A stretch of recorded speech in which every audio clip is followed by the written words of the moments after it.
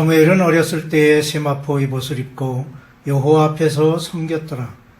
그의 어머니가 매년 드리는 제사를 드리러 그의 남편과 함께 올라갈 때마다 작은 겉옷을 지어다가 그에게 주었더니 엘리가 엘가나와 그의 아내에게 축복하여 이르되 여호와께서 이 여인으로 말미암아 내게 다른 후사를 주사 이가 여호와께 간구하여 얻어 바친 아들을 대신하게 하시기를 원하노라 하였더니 그들이 자기 집으로 돌아가매 여호와께서 한나를 돌보시사 그로 하여금 임신하여 세 아들과 두 딸을 낳게 하셨고 아이 사무엘은 여호와 앞에서 자라니라.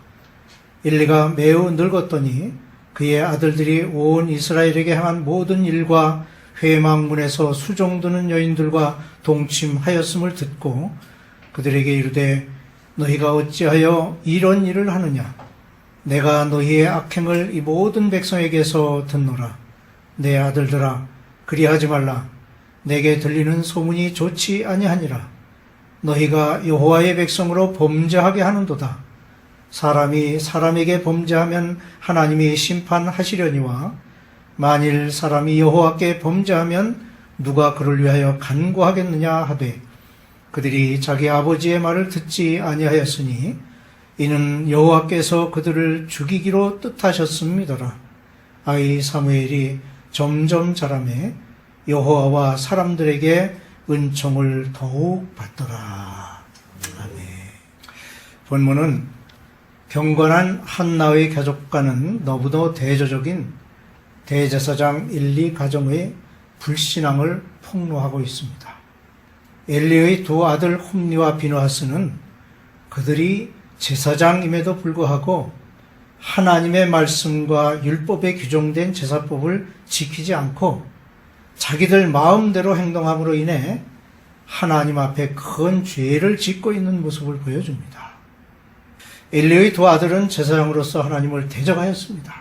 그들은 하나님께 대한 예배를 회방함으로써 그들의 사악함을 나타냈습니다. 가장 존경받고 가장 경건해야 할 제사장의 아들들이 사악한 일을 저질렀기 때문에 그 죄에 대한 대가는 그 무엇보다도 큰 벌을 받을 수밖에 없었습니다. 그런데 그들의 죄는 자신들에게서 끝나는 것이 아니라 타인에게까지 오염되고 큰 영향을 미치는 것이 문제입니다. 그들은 하나님을 무시했습니다. 먼저 그들은 하나님께 드리는 제사를 멸시했고 제물을 무시했습니다. 하나님께 드리는 제사를 자신들의 물질적 욕구 충족과 성적인 범죄로 더럽혔습니다. 그들이 이렇게 행한 것은 하나님을 경외하지 않았다는 증거가 됩니다. 하나님께서는 하나님의 성물이나 제물을 함부로 취급하는 자를 용납하지 않으십니다. 그런데도 엘리의 아들들은 하나님께 드리는 제물을 경건하게 다루지 않았고 그들의 욕심을 채우기 위해 하나님께 제사 드리는 일을 회방하고 욕되게 하였습니다. 하나님의 제물을 욕되게 하는 것은 곧 하나님을 욕되게 하는 일임을 알지 못했던 것입니다. 다음으로 그들은 직권을 남용하고 율법에 대해 고의적으로 죄를 범했습니다. 제사장 직분은 세습이 되기 때문에 그들 역시 태어나면서부터 제사장 직분을 가졌다고 볼 수 있습니다. 이 직분은 제사장들의 개인적 인격과 그들이 수행하는 성직과 일치되어야 하는 중요한 직책입니다. 그리고 제사장이 행하는 일은 그 일이 선한 일이든 악한 일이든 지대한 영향을 미치게 됩니다. 그러므로 그들의 인격과 행동은 당시의 도덕성을 반영하는 것이고 그 시대의 도덕성에 큰 영향을 줄 정도로 그들의 직분은 매우 중요했습니다. 그런데도 그런 위치에 있는 엘리의 아들들은 백성과 하나님의 영광을 위해서 제사장 직분을 수행하지 않았고 그들 자신의 오만함과 욕망을 채우기 위해 그 직분을 남용하였습니다. 뿐만 아니라 그들은 아버지로부터 가르침을 받은 율법에 대해 순종하지 않았고 고의로 범죄하였습니다. 율법에 따르면 기름을 먼저 제단에 드리고 그 다음에 제물을 제사장과 가족들에게 분배해야 했습니다. 하지만 그들은 이런 절차를 무시하고 사환을 보내 기름과 그들의 분깃을 미리 요구하였습니다. 이것은 하나님께 대한 불경의 죄일 뿐만 아니라 율법에 대한 불순종의 죄가 되었습니다. 그런데 이런 상황 가운데 제사장 엘리는 아들들의 중대한 범죄에 대해서 충고하는 정도의 미미한 태도를 취함으로 아버지의 말을 듣지 않은 그들을 하나님께서는 죽이식으로 작정하십니다. 25절에 그들이 자기 아버지의 말을 듣지 아니하였으니 이는 여호와께서 그들을 죽이기로 뜻하셨음이더라. 이 말씀은 너무나 두려운 하나님의 말씀입니다. 엘리의 아들들의 타락과는 대조적으로 어렸을 때부터 하나님 앞에서 성실하게 자라나면서 하나님을 잘 섬기고 있는 사무엘의 모습을 볼 수 있습니다. 한나가 심은 씨앗은 믿음의 씨앗이었습니다. 한나는 아브라함처럼 만군의 여호와를 믿었습니다. 한나는 믿음으로 하나님께 나아갔으며 하나님께 부르짖어 그의 슬픔을 하나님께 아뢰었습니다. 그녀가 응답받을 수 있었던 가장 큰 이유는 하나님의 약속을 굳게 믿었기 때문입니다. 우리 또한 하나님께 응답받기 위해서는 하나님을 전적으로 믿고 의지하면 응답의 열매가 주어질 것입니다. 한나는 믿음으로 소원하며 기도했고 그 소원한 대로 사랑하는 아들을 하나님께 드렸습니다. 한나는 잉태하지 못하는 상태에 있었습니다. 하지만 믿음으로 구하여 아들을 얻었습니다. 그 아들은 한나에게 있어서 말할 수 없을 정도로 소중했습니다. 하지만 한나는 자신의 기쁨에 만족하지 않고 그 기쁨을 하나님께 돌리고자 했습니다. 그 감사의 표현으로 아들 사무엘을 성전에서 하나님을 섬기도록 바쳤습니다. 그리고 사무엘이 당시 부패한 이스라엘을 올바르게 이끌 인물로 자라기를 바랐습니다. 이러한 한나의 심정은 사무엘에게 에봇과 겉옷을 만들어 입혀줌으로 표현되었습니다. 이 에봇과 겉옷은 제사장이 입는 옷이었습니다. 그렇게 하기까지 한나는 하나님과 백성들에게 영광을 돌릴 수 있는 아들이 되도록 노력하였던 것입니다. 이것이 한나가 축복을 받을 수 있는 근거가 되었습니다. 그리고 한나는 스스로 하나님께 나아가는 일을 쉬지 않고 계속하였습니다. 그 결과 한나는 제사장에게도 축복을 받았고 하나님으로부터도 축복을 받았습니다. 한때는 엘리 제사장이 한나를 오해하기도 하였습니다. 하지만 이제 그 오해는 사라졌고 오히려 한나의 믿음과 경건의 행위가 엘리를 감동케 하였습니다. 그리하여 엘리 제사장은 한나를 인정하게 되었고 그 가정을 위해 축복했던 것입니다. 뿐만 아니라 한나는 하나님의 축복을 받았습니다. 21절에 여호와께서 한나를 돌보시사 그로 하여금 임신하여 세 아들과 두 딸을 낳게 하셨고 라는 말씀과 같이 잉태하지 못하던 여인이 아들을 드림으로 3남 2녀의 자녀를 더 얻게 된 것입니다. 한나가 많은 자녀 중에 하나를 드렸다면 그것은 축복받을 행위였다고 볼 수 없습니다.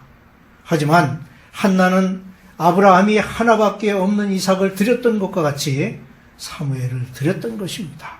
그 결과 아브라함이 이삭을 바쳤을 때 많은 후손을 얻게 되었던 것처럼 한나도 여호와 앞에 사무엘을 바치자 5 자녀를 더 얻게 되었습니다.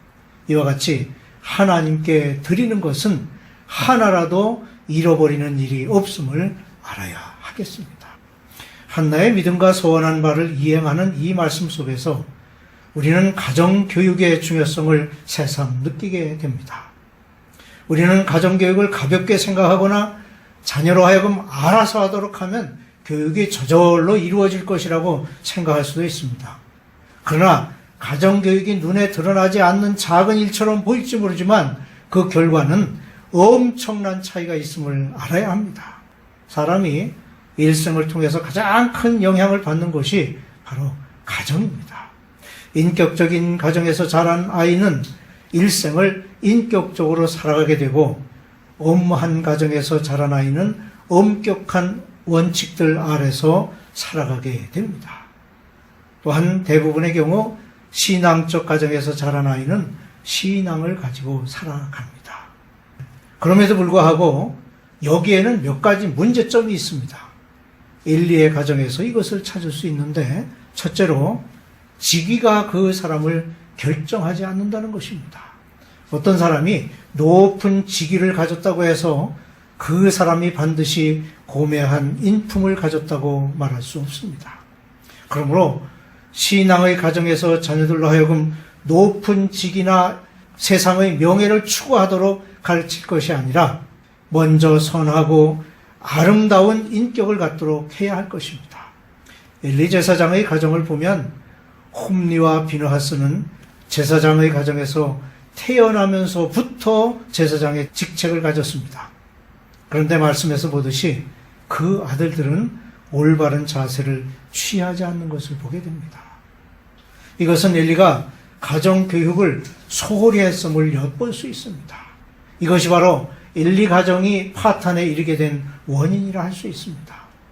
지금도 성도의 가정에서 그의 자녀가 어떤 자리에 앉게 될 것인가에만 관심을 갖게 된다고 하면 결국 그것이 그 자녀와 가정을 파탄으로 몰고 갈 수 있음을 인식해야 할 것입니다. 둘째로 부모의 신앙이 자녀의 신앙을 좌우하지 못합니다. 엘리 제사장의 경우에 있어서 그는 제사장이라는 거룩한 직책을 가지고 있었음에도 그의 두 아들을 가장 타락한 사람들이었던 것을 발견하게 됩니다. 그들은 태어날 때부터 제사장이었음에도 불구하고 제사를 방해하는 자들이 되고 말았습니다. 우리는 바로 여기에서 성도의 가정에 있어서 신앙의 계승이 저절로 이루어지는 것이 아니라 적극적이며 철저한 교육에 의해 이루어짐을 확실히 깨닫게 됩니다. 자녀를 향한 올바른 신앙교육은 그에게 물려주는 어떤 유산보다도 소중한 것입니다.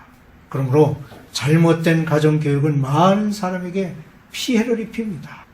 24절에 너희가 여호와의 백성으로 범죄하게 하는도다 라고 책망하지만 홈리와 비느하스는 아버지의 말을 듣지 아니하고 이스라엘 백성이 제사 드리는 것을 오히려 방해함으로써 백성들로 하여금 하나님께 제사 드리는 것 자체를 싫어하게 하였습니다. 그리고 이것이 이스라엘 백성들로서는 하나님께 죄가 되었던 것입니다. 오늘날에도 범죄자들의 가정을 보면 대체로 결손 가정의 자녀들이 많은데 그들이 범죄의 많은 부분을 차지하고 있음을 보게 됩니다. 그러므로 성도의 가정에서는 자녀를 올바르게 교육함으로써 그들로 하여금 사회와 의로운 하나님 나라 건설에 이바지하는 인물이 되도록 해야 할 것입니다. 셋째로 가정교육이 그 사람을 결정합니다. 우리는 사무엘의 경우에서 이런 면을 발견하게 됩니다. 사무엘은 홈리와 비느하스와는 상반되는 가장 좋은 모델입니다. 사무엘은 하나님께 기도하여 얻은 아들로 하나님의 말씀으로 양육받은 아들이었습니다. 그리하여 우리는 엘리의 두 아들과 사무엘의 확연히 다른 차이점을 발견하게 되는데 한쪽은 추악한 자들로 헤어날 수 없는 멸망의 구덩이로 빠져 들어가는 모습을 보여주는 반면 한쪽은 역사의 샛별로 서서히 성장해가는 모습을 보여주고 있습니다. 그러므로 오늘날 성도의 가정에서 사회를 책임지고 나갈 주인공이 나오기를 원한다면 그 무엇보다도 신앙에 기초한 가정교육을 해야 할 것입니다. 이런 가정교육은 곧 그 사람의 일생을 좌우하게 될 것입니다. 그런 교육은 하나님 앞에 사랑받는 사람으로 교육하는 것입니다. 이 문제는 어쩌면 성도 가정에서 갖는 고민일 수도 있습니다. 우리는 바로 사무엘에게서 그 해답을 찾을 수 있습니다. 26절에 아이 사무엘이 점점 자라매 여호와와 그 사람들에게 은총을 더욱 받더라는 말씀은 신앙적인 가정교육의 결과가 하나님과 사람들 앞에서 사랑받는 일로 나타날 때 우리는 가장 이상적인 가정교육을 했음을 보여줍니다.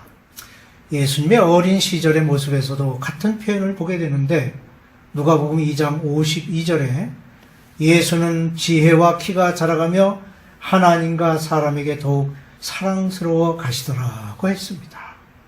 이것을 구체적으로 살펴보면 첫째로 성도는 철저한 신앙 교육을 자녀들에게 시켜야 하며 둘째로 사람들에게 인정받을 수 있도록 사회적이며 윤리적이며 도덕적인 교육을 시켜야 함을 보여주고 있습니다. 일리와 한나 두 가문의 예를 살펴볼 때 너무도 큰 차이가 있음을 보게 되는데 그 차이는 얼마나 철저한 신앙적인 가정교육이 있었는가에 있음을 알 수 있습니다. 기도하는 부모, 믿음으로 하나님께 나아가는 부모로 인해 자녀에게 주어지는 축복은 더 설명할 필요가 없습니다. 끝까지 믿음을 지킴으로 자신과 후대에 하나님의 축복받는 가정으로 이어지는 성도의 삶이 되시기를 주님의 이름으로 축원합니다.